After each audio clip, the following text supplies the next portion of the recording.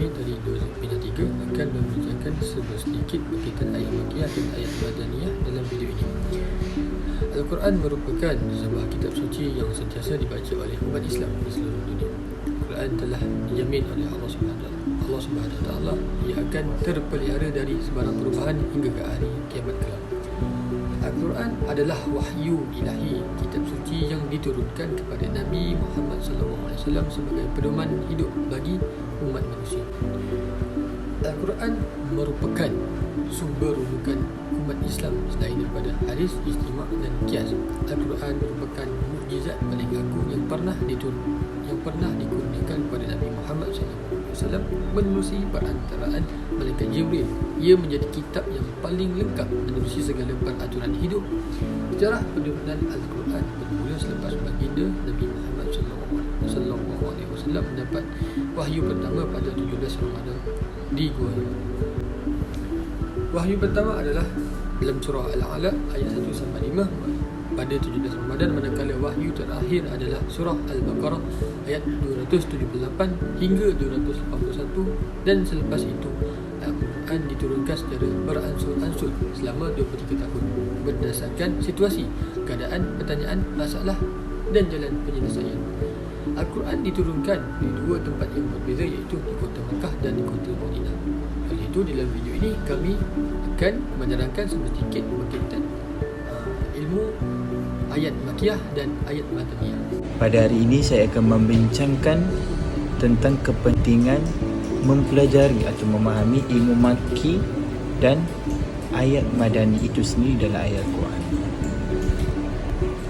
Dan seperti yang kita tahu juga, cabang ilmu memahami ayat Makkiyah dan Madaniyah ini luas, dan hanya Allah sahaja yang memilih orang-orang yang berilmu dalam mempelajari dan memahami tentang kepentingan mempelajari ayat Makkiyah dan ayat Madaniyah ini sendiri.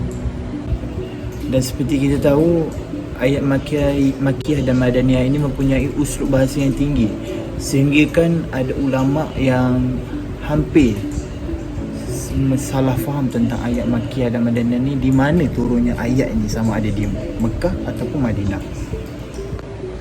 Dan kepentingan mempelajari ayat Makkiyah dan Madaniyah ini bagus untuk kepada pendakwah yang untuk menerangkan secara mendalam tentang di mana ayat ini turun dan di mana ayat ini berasal. Dan seperti yang kita tahu, para ulama juga bertukus lumus untuk menangani isu tentang ayat Makkiyah dan Madaniyah ini, kerana metod yang digunakan oleh para ulama hanya dua sahaja, iaitu mendengar daripada orang sebelumnya, yang bermaksud daripada para tabi'in, para syekh atau para sahabat Nabi Muhammad SAW, ataupun menggunakan kias secara ijtihad. Metod kias secara ijtihad ni boleh dimaksudkan dengan sebagai ulama membahaskan jika terdapat sedikit ciri-ciri ayat Makki, iaitu Makkiyah, di dalam surah itu, maka surah ini surah berasal daripada Makkiyah. Tetapi jika surah ini mendapati ada sedikit ciri-ciri Madaniyah, maka surah ini berasal daripada surah Madinah. So, metod kias secara ijtihad ini banyak ulama gunakan untuk menafsirkan adakah surah ini berasal daripada Makkiyah ataupun daripada Madaniyah. Banyak faedah yang kita boleh mengetahui tentang mempelajari ilmu ayat Makkiyah dan Madaniyah. Antaranya boleh menafsirkan Al-Quran, boleh tahu surah ini nasikh dan mansukhnya bagaimana, dan boleh tahu apakah kisah yang berada di dalam surah Al-Quran ini jika kita mempelajari ilmu Makkiyah dan Madaniyah ini. Perbezaan pendapat ulama berkaitan ayat Makkiyah dan Madaniyah.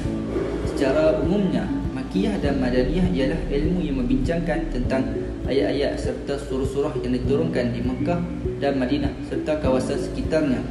Namun, terdapat perbezaan khilaf pandangan ulama tentang takrif ayat makiyah dan madaniyah.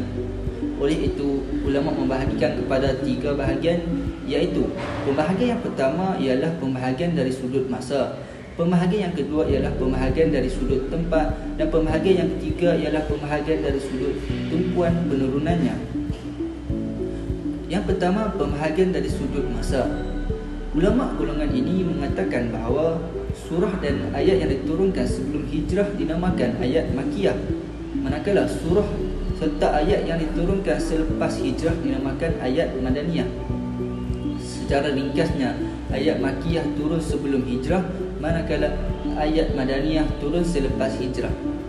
Mengikut pendapat ulama yang pertama, penumpuan kepada masa meliputi ayat yang diturunkan di Mekah atau Madinah. Asalkan ia berlaku sebelum hijrah, tetap dinamakan ayat makiyah. Sementara itu, ayat yang diturunkan selepas hijrah tidak kira sama ada tempat Mekah atau Madinah atau di mana-mana sahaja, ia dinamakan ayat madaniyah. Pendapat ini disokong oleh Imam Al-Bukhari di dalam kitabnya Ta'rif Al-Tashari dengan menyatakan penurunan Al-Quran terbahagi kepada 2 masa, iaitu sebelum hijrah dan selepas hijrah. Sebagai contoh, dalam firman Allah Subhanahu Wa Taala di dalam surah An-Nisa ayat 58. Ayat dalam surah An-Nisa ini diturunkan di dalam Kaabah pada tahun penaklukan kota Mekah, juga dikira ayat madaniyah. Walaupun Kaabah terletak di Mekah, hal ini kerana ayat ini diturunkan selepas hijrah. Seterusnya, perbezaan pendapat ulama yang kedua adalah pembahagian dari sudut tempat. Pendapat golongan kedua mengatakan bahawa surah dan ayat diturunkan di Mekah dikenali sebagai ayat makiyah, manakala surah atau ayat yang diturunkan di Madinah pula dikatakan sebagai ayat madaniyah. Pendapat golongan kedua ini menilai dari sudut tempat turunnya ayat Al-Quran itu. Hal ini dikatakan kerana semua ayat dan surah yang diturunkan di Mekah dan di daerah sekitarnya seperti Arafah, Hudaybiyah dan Mina dinamakan sebagai makiyah walaupun turun selepas hijrah. Manakala semua ayat serta surah yang diturunkan di Madinah dan di daerah sekitarnya seperti Badar, Quba dan Uhud adalah ayat madaniyah walaupun diturunkan selepas hijrah. Sehubungan dengan itu, pendapat golongan kedua ini tidak tepat kerana ia tidak jami' al-ma'ani, iaitu tidak meliputi dan tidak menyeluruh. Ada ayat yang diturunkan sewaktu Nabi Muhammad SAW bermusafir ketika berada di Tabuk dan sebagainya. Oleh itu, pendapat kedua ini tidak disangkal kerana ia tidak merangkumi semua ayat Al-Quran yang diturunkan kepada Nabi, iaitu ayat yang diturunkan di Mekah dan Madinah. Sebagai contoh, firman Allah Subhanahu Wa Taala di dalam surah Al-Zukhruf ayat 45. Ayat 45 dalam surah Al-Zukhruf ini diturunkan oleh Allah Subhanahu Wa Taala pada malam Isra' Mi'raj di Baitul Maqdis, iaitu di negara Palestin.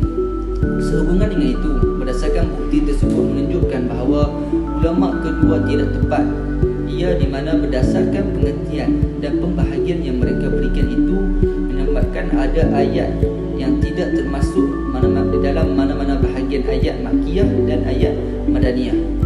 Seterusnya, perbezaan pendapat ulama yang ketiga ialah pembahagian dari sudut tumpuan penurunannya. Pendapat ulama golongan ketiga pula mengatakan ayat serta surah yang diturunkan dengan tujuan dan tumpuan kepada penduduk Mekah dikatakan ayat makiyah, manakala ayat dan surah yang ditujukan kepada penduduk Madinah pula dikatakan ayat madaniyah. Pendapat ulama golongan ketiga ini dinilai dari sudut tumpuan penurunan dan tujuan arahnya.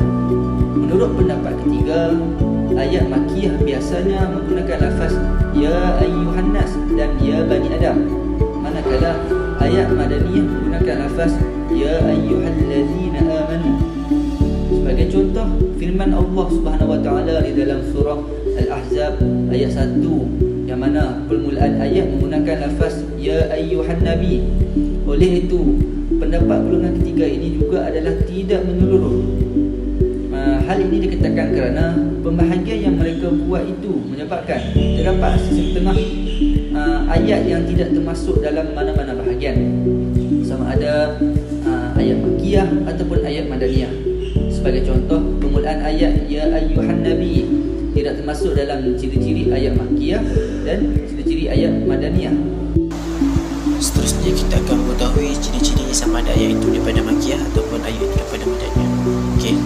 Untuk ciri-ciri ayat makiyah ialah yang pertama antaranya dalam surah tersebut ada ayat yang mengandungi bacaan sajadah. Contoh ayat sajadah ialah dalam surah As-Sajadah, innama yu'minu bi ayatina alladhina idza dhukiru biha kharru sujadan wa sabbahu bihamdi rabbihim wa hum la yastakbirun. Okey, di akhir kalimah tersebut selepas yastakbirun ialah ada bentuk seperti masjid. Itulah tanda sajadah yang kita boleh lihat. Okey. Yang kedua ialah dalam surah tersebut ada lafaz ataupun kalimah kalla, seperti kalla sawfa ta'lamun. Okey. Kalau kita nampak tu itu maksudnya daripada ayat-ayat makiyah. Yang seterusnya mula dia akan dimulai dengan huruf hijaiyah seperti alif lam mim, yasin dan juga hamim. Okey. Itu adalah ciri-ciri ayat makiyah. Okey, yang seterusnya untuk ayat madaniyah pula, ciri-ciri dia ialah ayat dia ialah panjang-panjang, contoh macam surah Al-Baqarah, macam tu. Okey, yang seterusnya ciri ayat madaniyah ni juga ialah dalam ayat madaniyah ni ada lafaz ataupun seruan ya ayyuhallazina amanu. Contoh ya ayyuhallazina amanu la ta'kulu amwalakum bainakum bil batil. Okey, bila kita nampak kata ya ayyuhallazina amanu tu, itu maksudnya ialah daripada surah ataupun ciri-ciri ayat madaniyah. Okay, yang terakhir sekali ialah dalam ciri-ciri ayat madaniyah ni terdapat kisah-kisah ataupun diceritakan tentang orang-orang munafik. Okay, contoh dalam surah Al-Munafiqun.